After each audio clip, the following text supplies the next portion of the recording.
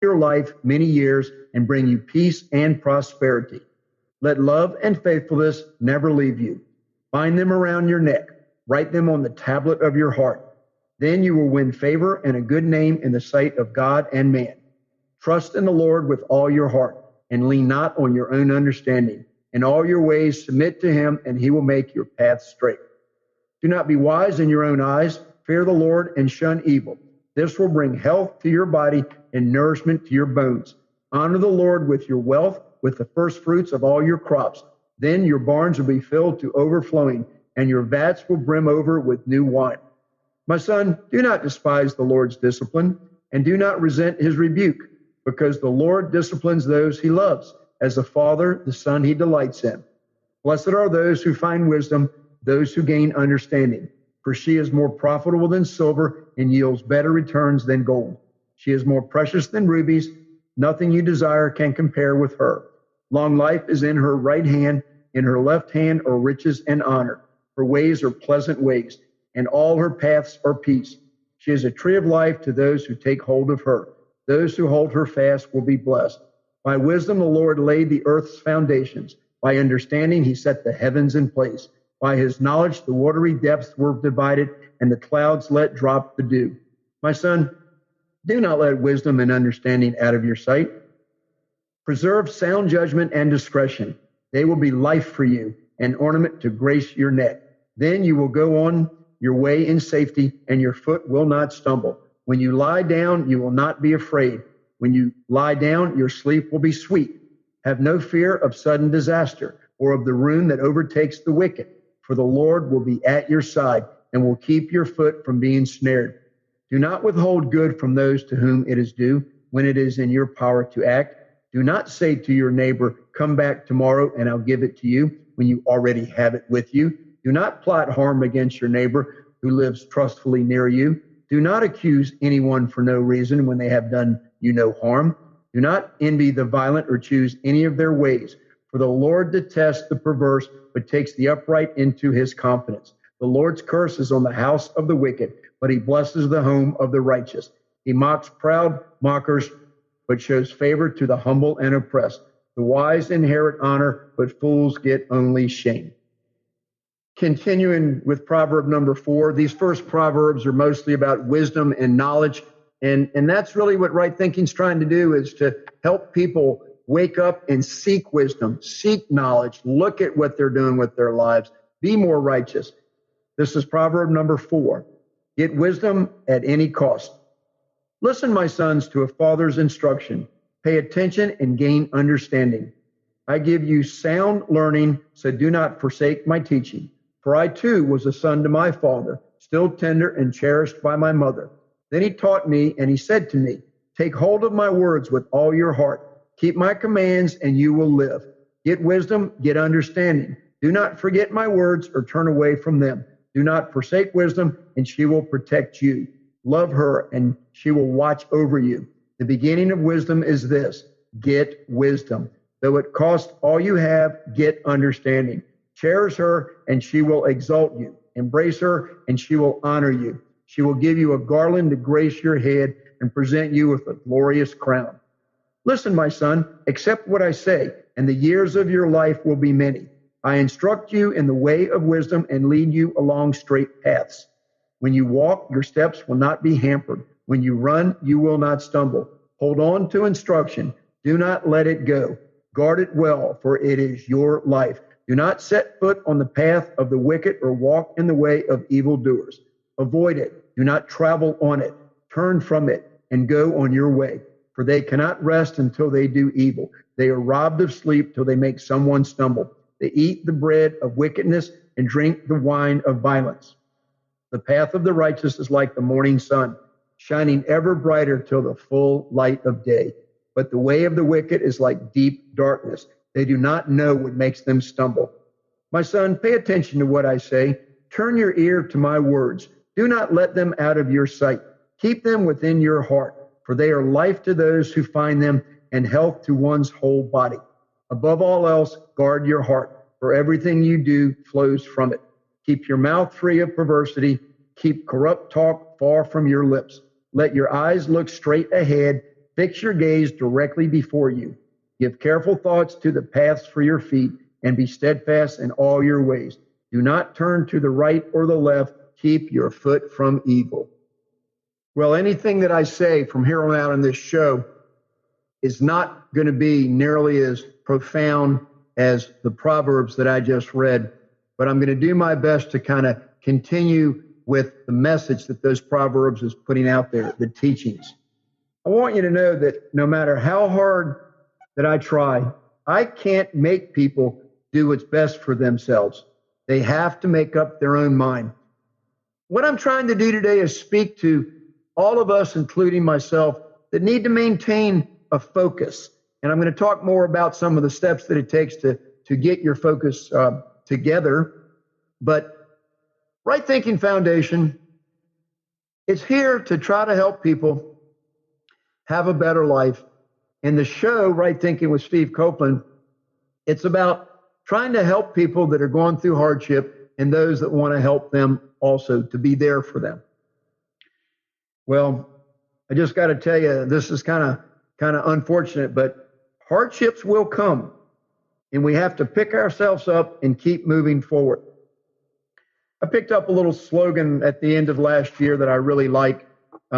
Picture this image, because we all go through difficult times, hardships. Now, if life's beating you down, proverbially like beat you down, and you're crawling on your hands and knees because you've been knocked down, it's a whole lot easier just to stay down and sprawl out and just kind of lay on the floor and just sort of feel sorry for yourself. It takes a whole lot more to be able to get back up on your feet, regain your balance, and then start moving forward. Now, this is my 151st show, and I try to be as transparent as I can and share a lot. And I'm going to tell you, that I go through my hardships and my adversities, and a lot of times I live with some sort of what I guess I'll call frustrations. And I'm sure that there's many of you like me that you're just not seeming to make as much progress as you would like. But I got to tell you, you got to stick with it, even if you don't see any results. And that's one of the keys to this whole thing is if you're doing what you know is right, then just keep doing it. And that leads me into the next part of the show that I want to share with you.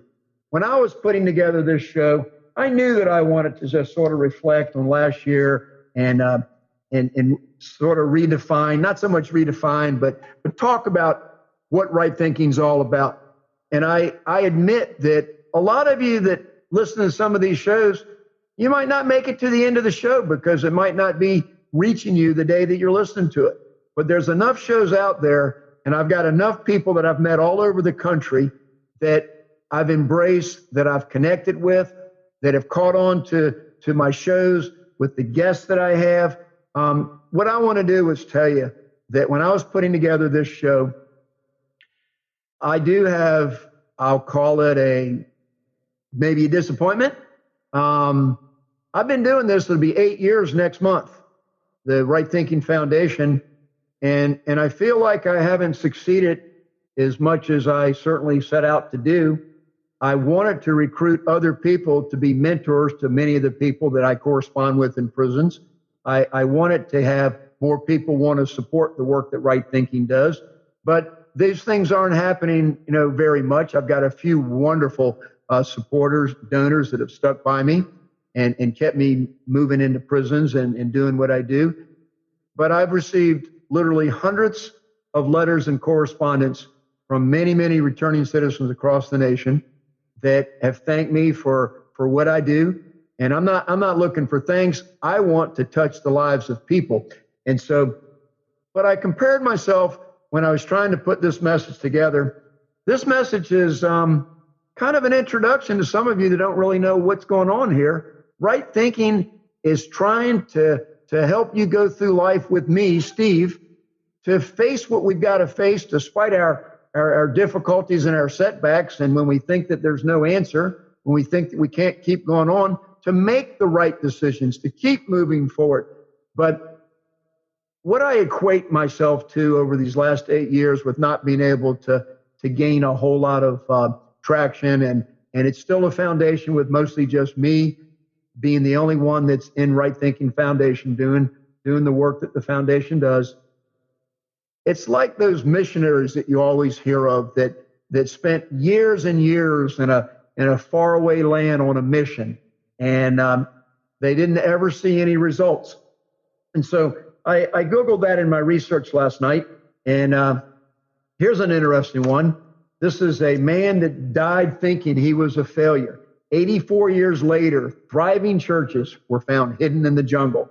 There's a man, and his name is Dr. William Leslie, and he was born in 1888. He was a Canadian pharmacist, and he moved to the Chicago area when he was young, and God began to grip his heart with the desire to become a medical missionary. And so he started in 1893 when he went to, actually, he wasn't born in 1888. He was born in before then, and that's the year that he moved to Chicago.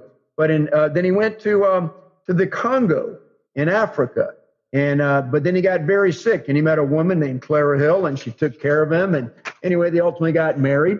But then they went through all kinds of hardship. And this is an interesting line in this article I read. By the way, this is GodReports.com. Really interesting to me. Then they went 7 years after they got there. They got involved in a hurricane, and 7 years later, they cleared enough of the leopard-infested jungle along the Kwalu River at Banga for a new mission statement, perched on a small plateau. And some of the villages around Banga were still practicing cannibalism. They spent 17 years at Banga, but it ended on a rocky note. Dr. Leslie had a relational falling out with some of the tribal leaders, and he was asked not to come back. They reconciled their apologies and forgiveness, but it didn't end like he wanted it to. His goal was to spread Christianity, and he felt that he had been there for 17 years and he never made an impact. But that's not what really happened. So a number of years later, a group of people led by an Eric Ramsey of the Tom Cox World Missionaries in 2010, 84 years later, they went there, and they made a shocking discovery. They found a network of churches. And it says in this article, quote, hidden like glittering diamonds in the dense jungle across the Kwalu River from Banga, where Dr. Lindsay had been stationed. And then they had another group called the Mission Aviation Fellowship. And I Googled both of them. They're good 501c3s. They've been around for a long time. And so this airlift people flew in to Banga, and they looked at things. But when they got there, they hiked another 10 miles into the jungle. And then they found a number of churches that were scattered throughout the jungle. And each of the churches had their own choir. And one of the churches was actually made out of bricks that seated 1,000 people. And so let's talk about that for a minute. This man, Dr. William Lindsay, he did not think that he had done anything worthwhile. He thought that he had failed. But later they found out that there was numerous churches there that he had basically influenced the people and started. And, the only book they had there was a book in French. So French teachers were able to teach the Bible. The book, rather, was the Bible. And so Dr. Leslie, he had gone to that area about once a year when he was there during those 17 years. And he would teach them the Bible, and he'd teach children how to read and write. And he taught them the importance of education and told them a lot of Bible stories. And he started the first organized educational system in those villages.